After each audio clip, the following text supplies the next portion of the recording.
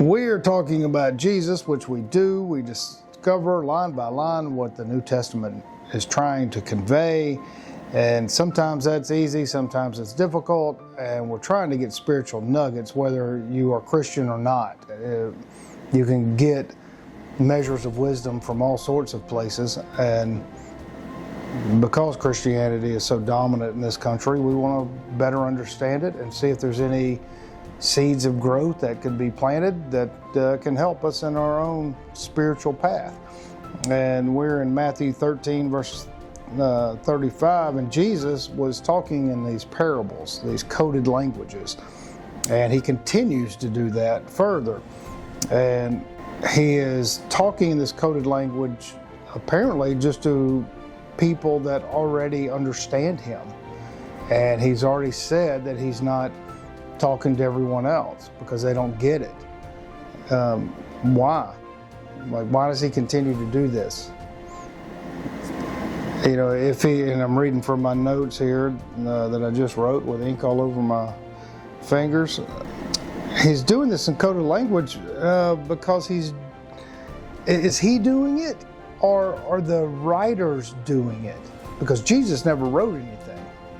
And of course, you know, the Matthew, Mark, Luke, and John, and one of Matthew, they were written anywhere from the earliest scholars, and most of them are Christian apologists, say around 50 to 120, 130 years after he was dead. So it seems like the scribes are writing this to make it important for the priestly class, that you have to go through them to understand what Jesus is saying. And then also to do a self-fulfilling prophecies, because they write right here in chapter 13, verse 35, it said, I will open in similes or parables my mouth, and I will utter things having been hidden from the foundation of the world. Like, this clearly was a scribe trying to connect Jesus to previous things. And so that just raises a bunch of questions which make you scratch your head and go, would the infinite, I mean, there is obviously, to most people, the source of all things. There is energy in everything, and energy flows in and amongst us, and I mean, that's just a scientific fact. And we can connect with each other, we can meditate with each other.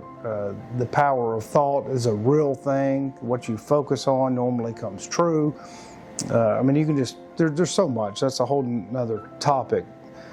But why make the people have to go through a priestly class? You're protecting a power base. If you're not interested in protecting a power base, then I invite you to come here. We are on the Louisiana-Texas border, and we practice elevating each other. We practice being good stewards of the land, connecting with Mother Nature, growing our own food to give to our regulars that come out, and to do our best to talk about topics that the infinite has given us that are clear, that we can help overcome our fears, our anxieties, our depressions, and then help maintain our levels of happiness, and to be true, good, meaningful friends. And if that is appealing to you, then I invite you to come out. You can find out more about us at mysticsoftexas.com and our other YouTube channel, which is Mystics of Texas, where we talk about a massive variety of topics. So I invite you to do that.